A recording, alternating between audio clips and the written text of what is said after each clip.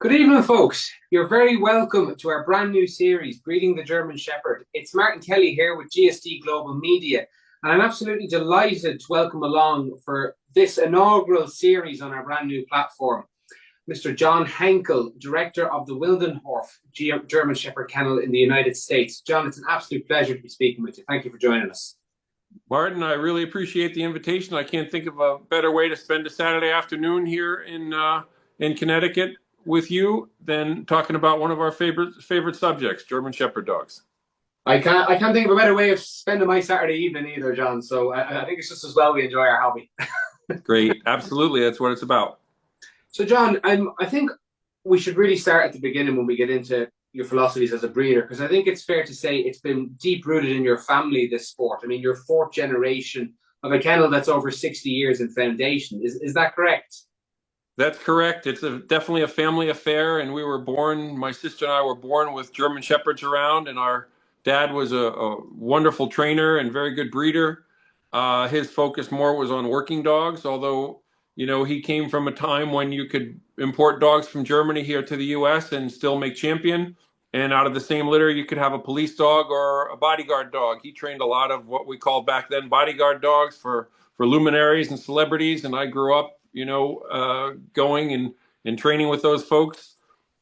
And they were all around us. So the dogs were definitely part of the family, and they remain so, here in 2025.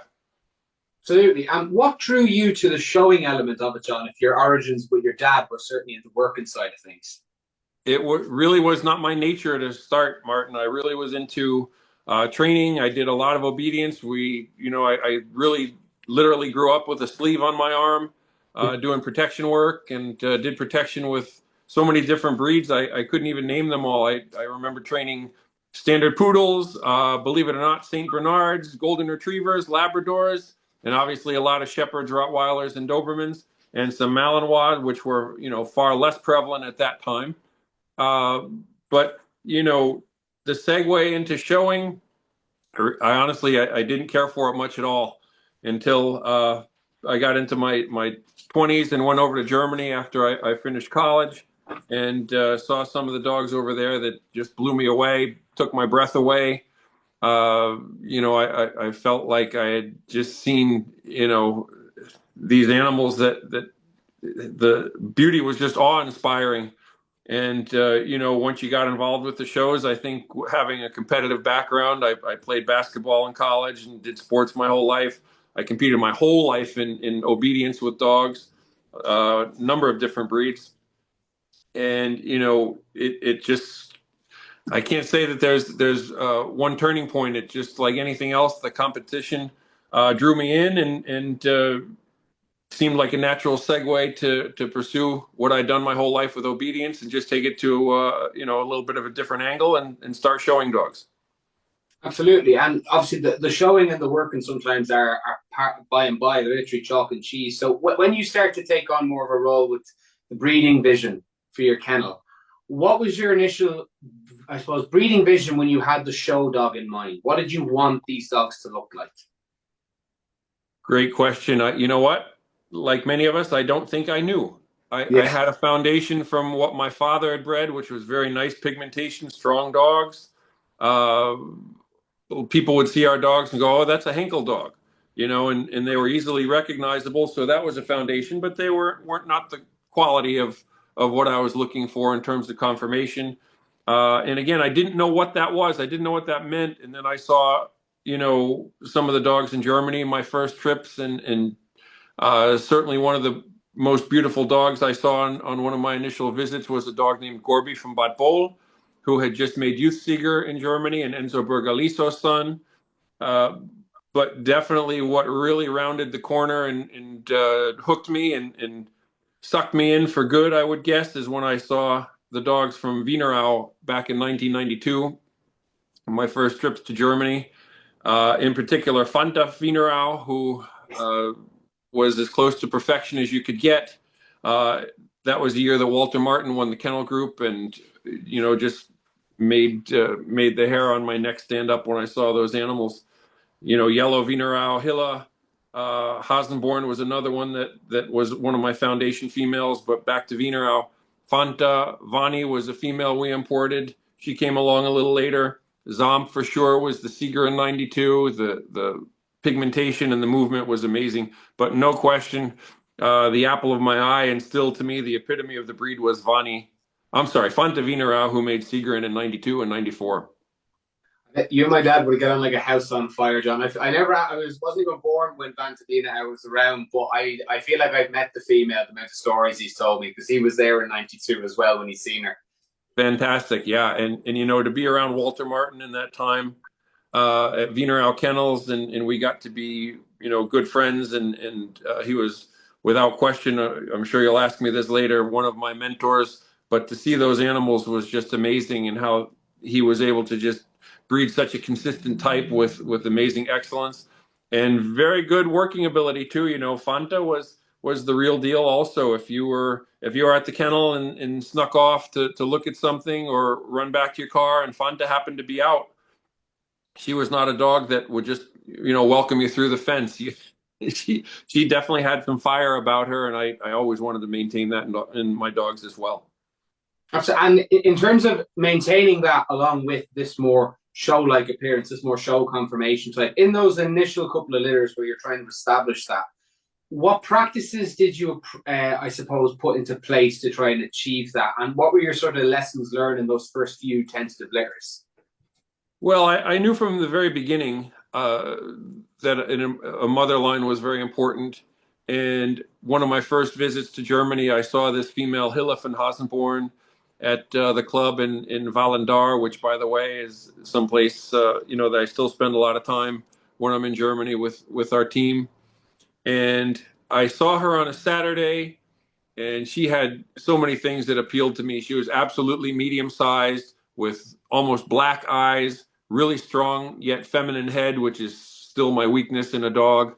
And I watched her do protection work, and it was just really, really strong, really powerful.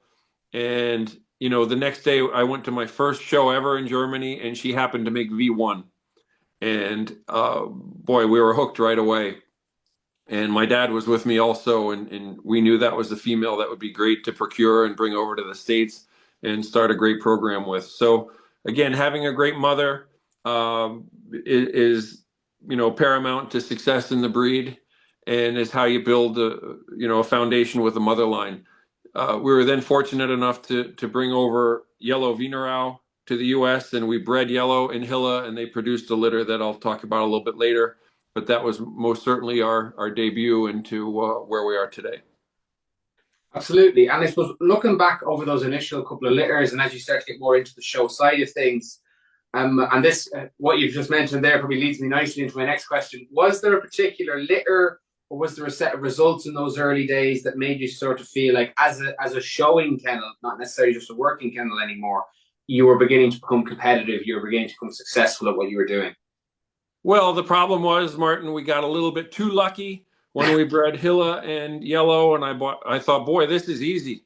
We produced that. It was actually the second litter that I bred, and it was our L litter. And Lars von Willendorf and Lucy von Willendorf went over to Germany, and we went to the first regional show, and they didn't win, and we couldn't believe it because they'd been winning everything in the States. I guess we didn't understand the scope and the depth of quality that we're showing under. And I remember Rudiger Mai said, "Oh, you guys are spoiled because you're doing really well in the States, but now you're in the big leagues." And he tried to explain that Lucy making SG5 at a big regional show in Bierstadt was a big deal, but we were disappointed. We wanted to win the darn thing. And then we showed Lars. We went on one weekend with his owner, dear friend and partner of ours, Ron Harris. And we did his BH, and we did his, back then, Schutzland 1 on Friday and Saturday at a little club called OG Winweiler. And then the next day we went to a show, and he made SG2 behind a dog, Scott from Diodatis, who went on to become a very, very famous dog. And, we thought maybe we're onto something here. And believe it or not, that was our first time showing in Germany, 1995 in Hamburg. And the dogs made SG16 for Lars and SG19 for Lucy. And we were spoiled after that. And that sort of was instant success and really tough to duplicate, because that's a pretty darn good result for an initial, actually the second litter that I bred,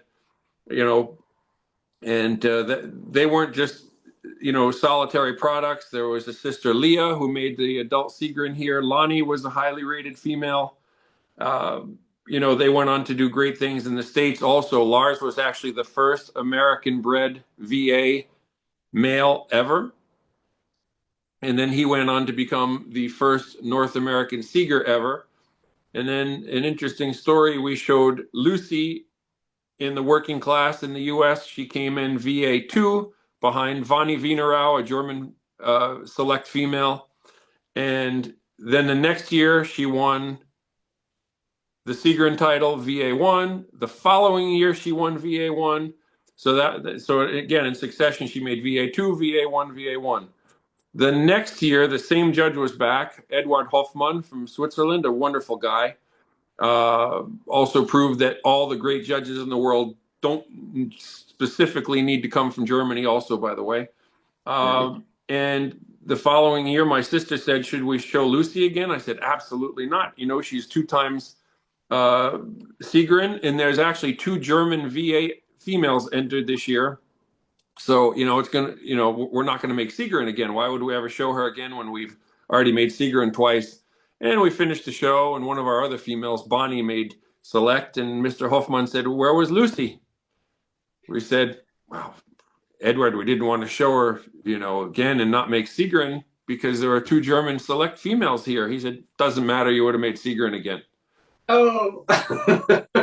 But, we always tried to go out on our terms and not linger too long with our dogs and retire them when we thought we were at the top, and, not push it and maybe extend their careers longer than they need to. There's nothing wrong with the judge saying, where's this dog or that dog? He would have done, great today, possibly made Seeger. The same thing happened with my TJ many years later with Rudiger Mai. Again, he said, he saw TJ with his progeny group in Virginia in 2010. He said, he would have easily won today.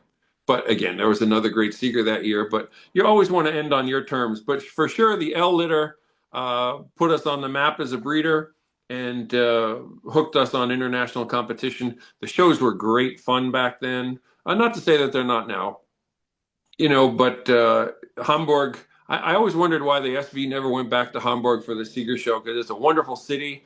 The stadium was great. And, there was just an unbelievable atmosphere. It was so exciting when the top dogs walked by. It was like a movie star came by, everybody would crowd around.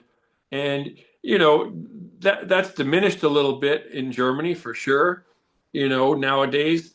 But, I'm hoping we can get back there someday. A lot of people say those days are gone and the crowds are smaller. Honestly, Martin, I get a little tired of hearing that, because if you're not part of the solution, you're part of the problem. So you can complain about why the breed has gone down a little bit in terms of numbers. All breeds, all competitions have gone down a little bit. So, let's be realists, but let's be a little bit optimistic about how we build it back up again. Absolutely. It's that old phrase, isn't it? I mean, memories take you back, hope brings you forward. There you go.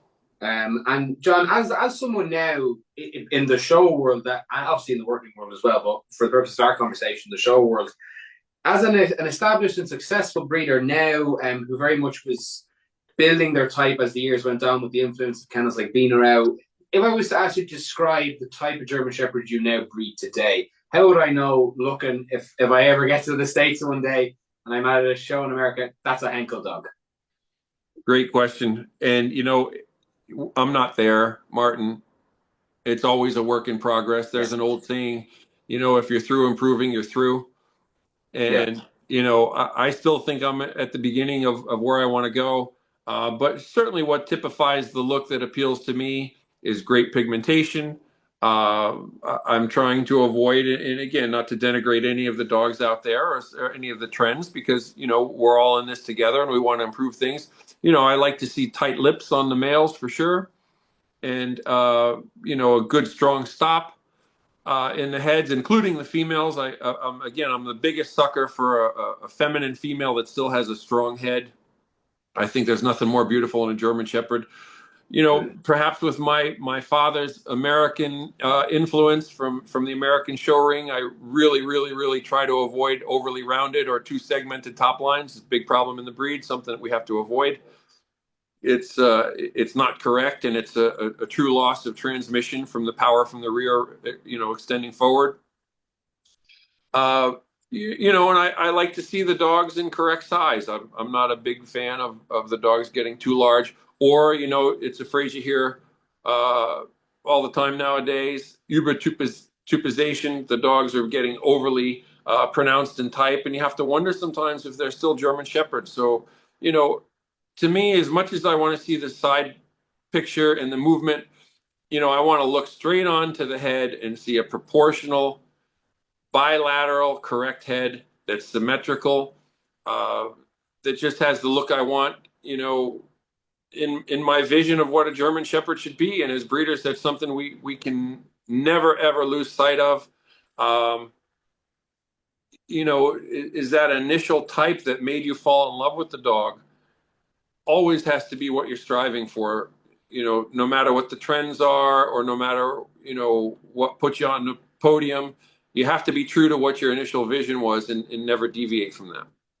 And as a follow-up to that, John, how do you ensure those characteristics that to you make that initial vision? How do you ensure that they're locked in consistently throughout the generations and improved on in successive generations? Well, it's like the old question: how do you get to Carnegie Hall? Practice, practice, practice, right? I think research is something that is incumbent upon us as breeders to just study, look not only at what's in front of you with Generation X that you're looking at, but go back multiple generations, see what the dog's bloodline has produced that helps you solidify your type. It is much more difficult for us here, being in the States, being, almost 4,000 miles away from Germany, which of course is the heartland of the breed.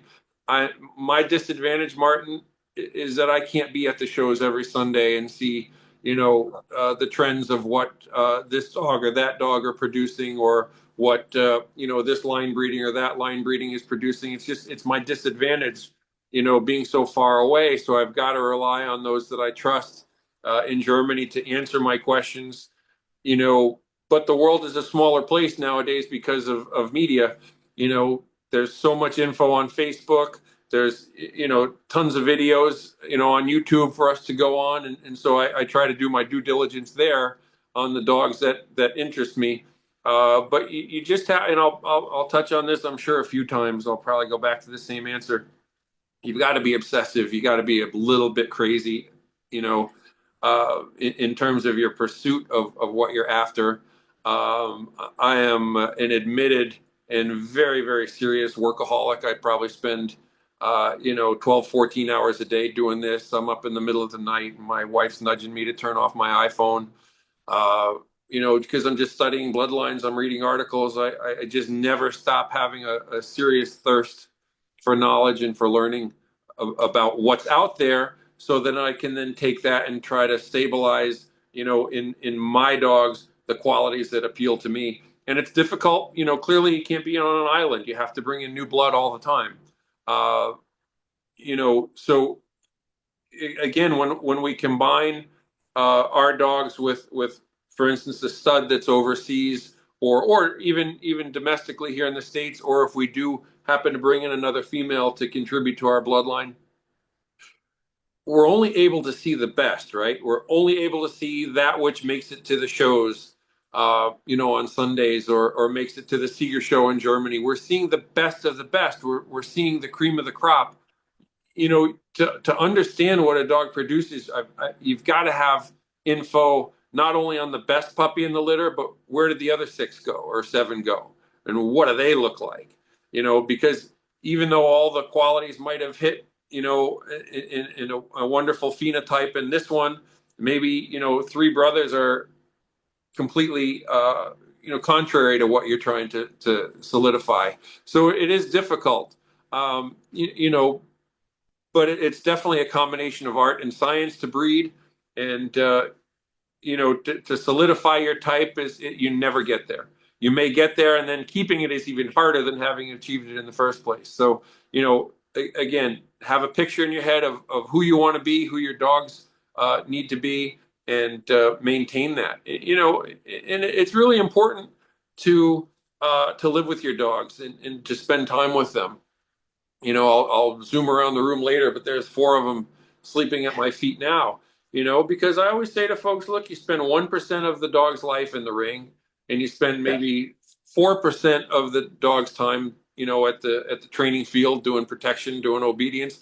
95%, they're just your dogs. They're just part of your family. And you got to have a look that appeals to you. You've got to have dogs that are aesthetically pleasing to you. You've got to have dogs, like I tell folks, if it's January and it's minus 20 degrees, which is the dog I'm going to look forward to taking out for a walk at 5 in the morning when he wants to go potty, right? Those things are really important, not just the one that puts a new trophy on your wall. Absolutely. It's that old phrase of Walter Martin's again, isn't it? I can only breed being around dogs. I can only breed the type of dogs that I like to see. Absolutely. Absolutely. Again, just have a picture in your head of what perfection is and never stop trying to get there. Absolutely. And to that end, John, I'm curious to get your thoughts on this. In a breeding pair, who is more important? Is it the bitch or the dog? Which one do you think gives you the most, contributes the most to giving you that star or those litter of stars? Yes. The answer is the mother and the father are equally important. And again, I'm not nearly smart enough to tell you. I've heard, anecdotal answers like, oh, the female is 60% of the success. Martin, I don't have a metric to tell you what percentage of the breeding is what, and what the numerical values are. All I know is without a yes, the mother's great and has the qualities you want, and yes, the father is great and has the qualities you want. You're not going to get there, unless you just get a stroke of luck, and that just turns into a flash in the pan. But clearly, it's the combination that matters, and not just the individual dogs. So mother is important, and then making the right pair is really the key to try to achieve success. Yeah, and as a follow-up to that, John, do you think some of that success ultimately does depend on lying in a long-established multi-generational bitch line? Because does the mother and the father have to come from a really long-standing, tried and tested multi-generational bitch line, or can it just be the individual dogs themselves? To really get true excellence in the German Shepherd and to understand what you're trying to do as a breeder, you've got to have a mother line. But at the same time, you've got to start somewhere. Nobody can say, oh, I'm going to start breeding and hope to have a great mother line by next year. It doesn't work that easily. And of course, there's ebbs and flows. There's been times when I thought, wow, I've really got 3 or 4 or maybe 5 wonderful females that embody what I want, and we can really go forward with this. And there's other times when I'm like, wow, this one maybe got a little older. This one maybe, had difficulties having litters, whatever. I need to sort of bolster my females, and then you've got to maybe try to keep 1 or 2 more and develop them and see how they turn out. But without a great mother line, you can't have lasting success. And if you look at all the kennels in history that have done it, you do have lasting success. So, for instance, I'm on the 8th generation from when Vonnie Wienerau and Whitney aus Agrigento came over, from when Hilla Hasenborn came over, from a little bit later, a female named Donna from Hirschel, who brought our modern, great success through VA, 4-time VA, 1 TJ. It's important that I can look back and on both sides. A lot of our dogs that are winning, go back 6, 7, 8 generations on my blood. Yeah. And when assessing a stud dog for those females, John, and to a certain extent, to long-established breeders, this question might seem a little bit basic, but I'm conscious that there are potentially first-time or newer exhibitors that are only starting out. So I will ask it. When you were taking these females and assessing potential stud dogs for them, did you look necessarily for the dog that was doing the most winning, be it at the American shows or in Germany? Or did you look for males that were more type on type, structurally the best match for the female? What was the most important thing in weighing all those things up? There's no question, Yeah. you've got to look at the combination, not just how the dog does, because let's be serious, there are such nuances between, VA5 and V25. Yeah. The difference is minimal, and it's one man's opinion on a given day, or throughout a given season. Uh, and great example I have here in the office with me, our 2021 USCA VA1 Seeger, Chaz von Willendorf, we call him Rudy. His sire had made SG27 in Germany, Zeus von Bierstedterhof, who went, I think the next year he made V30 or 39 or V40, somewhere in that area. Clearly not, a top 5 VA dog. And he gave me a generational quality male.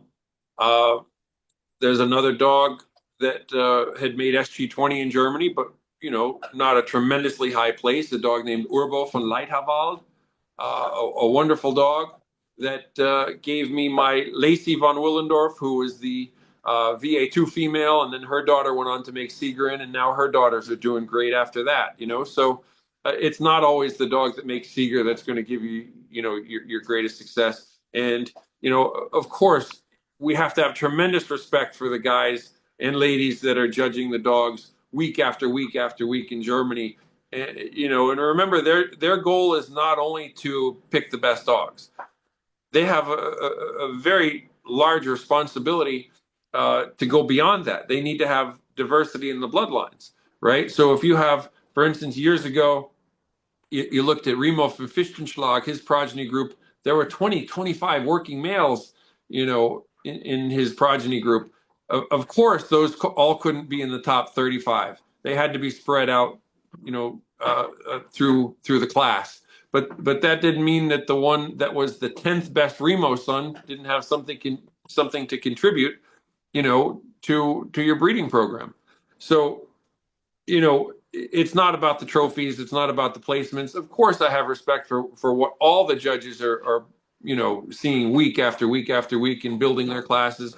And I'm, a little bit crazy about learning the places and remembering them. My family says to me all the time, how do you remember that? How do you remember in 1990, whatever, this dog placed here or there? But I mean, that's what we do. So yes, I know the placements, but that doesn't mean that it's necessarily the right dog. I have a litter now that's 4 months old, tremendous fiery dogs out of this Vassar Primo Mio Grande. I don't even know if I said that right, but he, he wasn't even at the Seeger show this year. I'm sure he'll do very well, but I didn't run to the dogs that were all the top placers. There's two things there I want to touch on, John, that you've mentioned. Firstly, the progeny groups. You give the example of Remo Fintonschlag's progeny group. When you're at the Seeger show and you see the males coming in with their progeny groups, when you're evaluating in your head the merits and maybe the subtracting points for progeny group, what's your criteria? What to you looks like a good progeny group that would make a male look like he's a viable option? Oh, great question. First and foremost is the type. Does the dog appeal to me in terms of what I have in my head is what a German Shepherd dog should be, right? That's got to be the first thing. Could I picture that dog laying in my office? And could I picture the majority? You're never going to see a dog where you see every offspring, every one of their offspring in the group and go, oh my gosh, from top to bottom, everyone's a cookie cutter, everyone's perfect. But you want to see a high percentage of dogs that are true to the father, that represent the type of what you want. I'm a total sucker for the movement of the German Shepherd. I love it. It's awe-inspiring to me to see a Shepherd move. So, of course, I look for great movement. My definition of great movement may be a little bit different from where I see some of the newer judges going. I look for efficiency in movement, and I think the trend is going a little bit toward requiring action. It's not about action. It's about efficiency of action, that appeals to me. And clearly you see a lot of groups that have good females, but maybe are lacking in the masculinity in the males. So you have to take that into account, when you combine them with your females. But I mean, the progeny groups are absolutely the highlight of the Seeger show to me. Unfortunately, I missed them this year. I had a little health issue. I had to spend the day in the hospital in Nuremberg, so I missed my Sorry to very hear that. favorite part. Um, which I hate because that's something I look forward to all year. And of course, a lot of times we have dogs in the groups, or we're partaking, or in the years past, I would handle is kind of change uniforms and go from group to group, and of course that was a lot of fun, and that's really a pleasure to be down, at stadium level and to see the groups. But first and foremost, you've got to see what is your type. Just because a dog is lauded by the judges, that's not to say they don't deserve that. But if that dog doesn't contribute to the females that you have at that time to breed to, then you shouldn't consider them, because it's always about the combination. Yeah, absolutely. Thank you for that, John. And sorry to hear you had a health issue, and I hope you're keeping better now. The other thing I wanted to touch on, and you mentioned in this your most recent litter, how you love to see these fiery, ready to go, stand to attention puppies. How do you ensure that you maintain that characteristic breed temperament in your lines? Because obviously, coming from the working background, I'd imagine that's something that's very important to you as a kennel.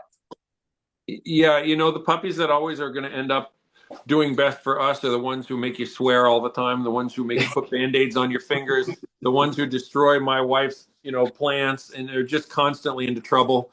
You and I require a different level, of temperament and of drive from what the average person who's looking for a great companion may want, right?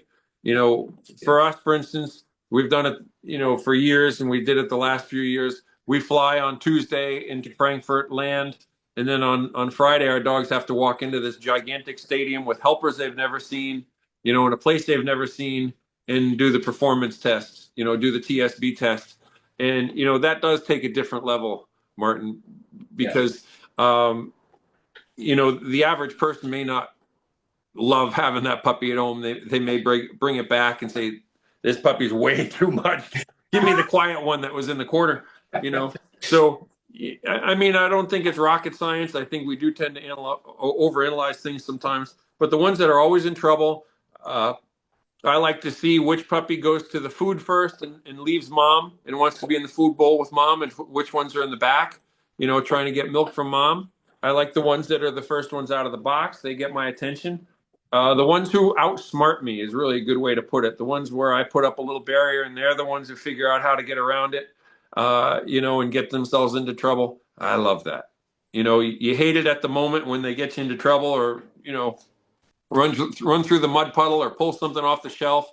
But I mean, those are going to be the dogs that bring the fire to the bloodline that we need.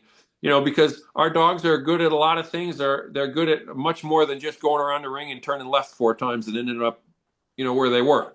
These dogs do a lot of different things. My dogs, excuse me, do a lot of different things. A lot of our dogs do search and rescue. We do have dogs that go to executive protection. We have dogs that do, service work. We do dogs that do just obedience. People never even want to do Schutzhund or IGP, as we'd call it now. So they have to be diverse and they have to be well-rounded, but the fiery ones are going to be the ones for you and me. Yeah, the worst pets are the best show dogs. I think that's a great way to put it. And, look, those are the dogs that turn into great pets later, but they're going to make you think a little bit about what it takes to control them and get them conditioned enough to be good pets. But they turn out great. Yeah, but, they definitely require a little more experience touch. Definitely. You sort of question your sanity for those first couple of months, but after that, they usually calm down. No question. And on this point of puppy assessment, John, as the stages of development go on, does it change for you? Obviously, in those initial couple of weeks, you're looking for the temperament, you're looking for the puppy the one that outsmarts you, the one that's looking for the food. But for example, what changes in your assessment criteria at potentially, 8 weeks versus a 6-month-old versus a 10-month-old? How does the assessment criteria change as the pup develops? Well, look, temperament should always be there. I don't believe in a lot of the critical phase theory that you hear of they're sensitive at this time or that time. Good, strong dogs are always outgoing. They're always gregarious. They're always, very human oriented. That shouldn't change. What I like to do, and I learned this from Walter Martin way back when, is he liked to assess his puppies at 5.5 to 6 weeks. And I'll take them, and obviously we watch them move, and we'll just have somebody with the food bowl or with the toy going back and forth, and I just watch who tires out, who has the efficiency of movement, who's showing me the front reach I want, who maintains a good top line. Sure, you can see that already at 5.5, 6 weeks. And then I'll take them and I'll put them up on a table or something and stand them and do a side profile and see, which is the one where I go, oh my gosh, look at that beautiful creature. That's the one that's staying here, or going to a great co-ownership situation. But 5.5, 6 weeks is really my favorite time to look. Things do change, toward 8 weeks, but I try not to change my opinion from what I saw at 5.5, 6 weeks. And then throughout, clearly again at 6 months is a good time to see dogs, and then their body proportions change a little bit. 8, 9, 10 months, that's kind of a gangly phase as well, right? And then again at a year, I want to see that the pieces are all put together. But I'll tell you, a lot of times, you hear anecdotal answers about this is the time to look and that's the time to look. The real stars never had a bad phase. They may not have been as good as they were at other phases, but very seldom have I seen a puppy who really, or a young dog that really looked, uncoordinated and awful and then came back to be great. The stars are always good. They look good at any age. Better at some ages than others. But again, they should never have a time where, the ugly duckling syndrome is not a real thing. If they have a phase where they're going off and just not cutting it, they'll probably never come back. But again, to summarize, I like 5.5, 6 weeks. That's the most important time. And then 6 months, then again at a year. And at that year point, John, is that where you sort of make your final decision on whether this puppy will progress further as a show dog or working dog? Or is it sort of much, much further back than that? You're just waiting to see if they'll develop the way you hope. Well, for sure. At 12 months, you have to know what you have. And of course, there are dogs that eliminate themselves, because of their performance work. I mean, we're at our club every Sunday, and a lot of times during the week, and we're training, and working with the puppy tugs. And there's, of course, dogs that have the aesthetics and the phenotype that you want, but you can start to see they're just not going to cut it. You know, my test is, of course, they've got to pass their IGP titles, but most importantly, my test is, am I going to be able to take this dog into the stadium in Germany? After landing on Tuesday at Frankfurt Airport, and have them cut it in the protection work. And if not, you kind of hit a dead end, no matter how beautiful the dog is, because the great part about our breed is that they have to work as well. So. Absolutely, and your dogs have certainly worked for you over the years, John. I mean, the literal stats and successes are too many to count and list out. We'd be here for way over the standard podcast time, I think. But in terms of your proudest moments as a breeder, what for you have been some of your highlights to date? Has it been 2023 when you got third in the working group? Kennel group. Has it been the VAs and the Seeger and Seagreen titles in the States? What for you has been the highlight? Well, Martin, the dogs, they just come through for us year after year because we come through for them. Clearly, our kennel placed sixth in the world in 1999. That was something I honestly never thought could happen under Gunther Casper. Both of my nieces were there in the group. My sister was there, and that's a special memory because my dad was still there. Then fast forward, we showed a group again in 2012 and again placed sixth under Dr. Lauber. Again, something we never thought would happen, and I thought that was the pinnacle. And then in 2023 to go back, and it was a definite pinch me moment. They called out number 4 was a wonderful breeder, East German, former East German. Ralph Wiesner from Selvaldrand, German Shepherd royalty, right? And then I looked and I said, holy, what? I won't say it. The 3 remaining groups are Willendorf, Fichtenschlag, and Duval d'Anzin. Like, what? How are we the 3 groups still remaining to be placed? And then my daughter said to me, do you think we'll be next? This is after he just called out fourth, and there was only the top three. I said, I promise you everything I have, we won't beat Duval Danzan or Fichtenschlag. We're going to be next. We'll be third. And sure enough, Mr. Kallenbach called us out third. And it's a dream, Martin. It's like a dream. But what makes it most special is when I look around, not only at these amazing dogs, but the people that were with us. My daughter was out there, right? My sister was out there. My wife was out there. My niece was out there. My little great nephew was out there. Some of our dearest friends in Germany were with us that have just fought and been in the trenches with us for decades. You know, it's just unfathomable and something we're really proud of. And I get to live that, at every show, right? My niece is handling, she's calling, she's handling the protection work. My whole family is with us. My nephew is an absolute world-class helper, which, he doesn't do anything with show dogs. He could, but, he's a tremendous, tremendous, seriously world-class helper.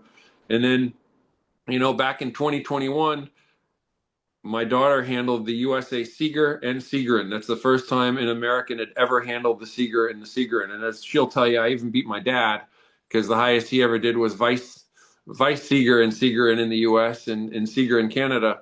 But so she was the first female to ever handle the Seeger and the Seagerin in the same year. She was the first American to handle the Seeger, first American to handle the Seagerin, and then by default, the first American to handle the Seeger and the Seagerin in 1 year. So, oh, and by the way, there was no slouch behind her. For instance, in the working females, Roberto Caputi, his father and I have been dear friends since the early 90s. He was behind her and, giving her everything he could from behind to try to overtake the first spot. So that's not an easy. oh, I mean, the guy is phenomenal. I've seen the best of the best of the best from Germany, and this young man from Ecuador is phenomenal dog handler. I mean, as good as it gets. And for her to do that was a total pinch me moment. But we keep having them over and over, and just consider ourselves so fortunate each and every time. And gosh, having my family with me is definitely the dream. Absolutely. And it almost it makes me a little emotional to think of what we've been through. And my helper who's with us all the time, Jimmy Grant, has been helping me for nearly 30 years, and he's with us. And the whole team we've put together. Man, sometimes you come on a Sunday and you swear to God we're all ready to kill each other, but then it all comes together for showtime. And I couldn't feel more blessed. So, those are some of the individual highlights, but really it's every Sunday when we throw on our dog training clothes, whether it's 95 degrees out. Of course, I'm talking about Fahrenheit.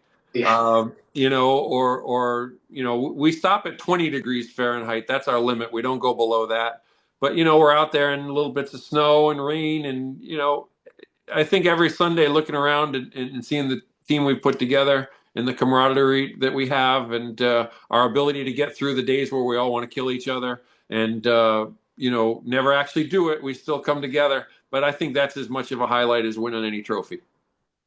Absolutely. And look, the thing that always keeps a team going, isn't it? It's that thing of, oh, well, after the next result, we can kill each other. But we got a show coming up in 2 weeks. So there you go. Keep it together. Absolutely. Keep it together. And as a kennel and as a team that has been so successful, John, I'm curious, is there any unfulfilled ambitions? Oh, I'm just starting, Martin. I'm nowhere near where I want to be on all levels. Yeah, there's too many. I'd like to have a little more time. I'm very involved, in assisting the clubs and giving back now and volunteering my capabilities to the clubs. But sure, I'd like to focus a little more on the Universal Seeger at some point. And I don't think it'll bring much, to my kennel. It's just a personal thing I'd love to do. Uh, you know, Continuing to push the envelope for an American kennel in Germany is clearly a goal. And I want to do it while maintaining sort of the ethical standards that we've had, we really do try to focus on breeding, like is required by the SV, 10 litters a year. Um, you know, it's a bit of a troubling trend to me that I'm seeing, breeders breed, 70, 80, 90, 100 litters a year. To me is a perversion of animal husbandry. And, our goals will be hunted down on our part while still maintaining, our love for the dogs and an individuality where, we know each dog's insides and outs and habits and personalities. And I never want to see it just become a numbers game where you just breed and breed and breed and hope that there's a few dogs who matriculate through at the end of the year. On the point of trends, John, as a breeder now, in comparison to, for instance, back in the early 90s when the show side of things was really getting going for you to now, as a breeder, are there any trends that you're seeing, not necessarily in animal practice, but in the animals themselves, that are potentially you see as positives, potentially you see as negatives in comparison to the dogs you might have seen back in the early 90s? Absolutely. I see a huge improvement in orthopedic health. I mean, there's been almost, I won't say never, but almost never recently, very seldom, put it that way, have we had any dogs who washed out in hips and elbows. I think that's been a real tremendous improvement. Um, I think the heads are locked in very nicely on the male side. We have to be careful about not going too far and ending up with a head like a Rottweiler or a Saint Bernard, right? That's really important. And together with that is the lips. I like to see tight lips. I don't want to see us go down that road. And then I'm always really cognizant about top lines. That's something we're fanatical about. It's difficult to combat, you know. And then, needless to say, really dry, firm dogs with correct hocks. It's very difficult to maintain the front angulation, and keep it enough. And it's far too easy to have the dogs become overangulated. And I mean, that's clearly well publicized. This isn't a surprise to anybody, but we've got to keep the rear angulation under control. Um, and then in terms of the movement, again, we're too focused sometimes on the action and not enough on the efficiency of the action. And I want to see a really far outreaching gait, and I want to see the dog cover as much ground as possible, with the least amount of effort. And I think a lot of that is lost. You just see short step, high with it, boom, boom, boom, boom, boom, boom, boom. Almost like a hackney pony, and that's something that we really, really have to be careful to stay away from. Yeah. And controversial statement, okay. I guess I'm kind of known for them at times. The protection work at the Seeger Show has gotten easy. And, a lot of the dogs that are getting pronounced now, 10, 15 years ago would not have. So we've got to maintain that level. No, of course, I'm the first one to admit when I'm walking on that field, I'm hoping it'll be easy, right? But, That's when where we a look lot at of it, good PAs should have but didn't. yeah, I mean, look, if we look at it objectively, we've got to maintain the working standard of the dogs. Um, and we can never ever lose that. We don't want a bunch of golden retrievers or Labradors in German Shepherd's clothing running around. They're great dogs, but not for what we do. Absolutely, yeah. We have our breed standards, no on temperament for a reason. No question. And John, I won't keep you too much longer because I am conscious that it's a Saturday and we all deserve our time off, even though your idea of time off, I'm sure, would be doing a bit more research. So I won't pry you away from it for too long.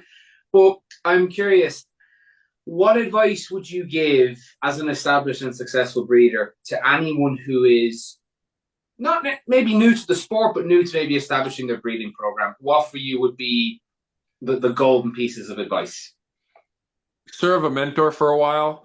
Find the best breeder you can, the most successful, honest breeder who maintains a lot of the qualities that you're aspiring to, and work with them, learn from them, give them your efforts, and hope that they return back their knowledge to you. I think people are way too quick to just grab a hold of a female and breed to a male, and establish a kennel name and start off without paying their dues and knowing a little bit about, what the bloodlines are about and understanding the genotype, and having a history of the breed. The other thing that's really important, again, and it comes from a little bit of experience, but it's also a bit of a gut feel, is maintain that type you have in your head, have the perfect dog in your head, and aspire to that. And above all, you've got to understand the working drives and the temperament. Get out to the IGP field, follow people that are successful, training dogs and conditioning behavior in multiple avenues. What fascinates me, and I'm taking nutritional advice, or not taking advice, but I'm learning from people that run the Iditarod. I mean, I think that's fascinating how they condition those dogs to do that. I love to see, military training. I mean, all training can lend, something to what I'm trying to do and stimulate ideas in me. So, just become well-rounded, have the goal of the perfect dog in your head, learn from the best, study from the best, do all the jobs, that they don't want to do anymore, that they still need done, because that's how you learn, and roll up your sleeves. And above all, just, make yourself the hardest working person in the room, and the rest takes over. It is hard work. It's 24/7.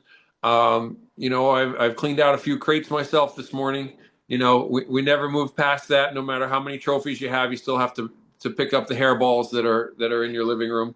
And you still got to feed and water, whether it's your birthday or Christmas or New Year's Day, or hot or cold, or you don't feel well, or you have the flu. The dogs still need you. And that's something that doesn't go away because you've had a little success. So, if you want to breed, really establish in your own mind if you've got it in you to give it 100%, because nothing short of 100% is going to get you anywhere.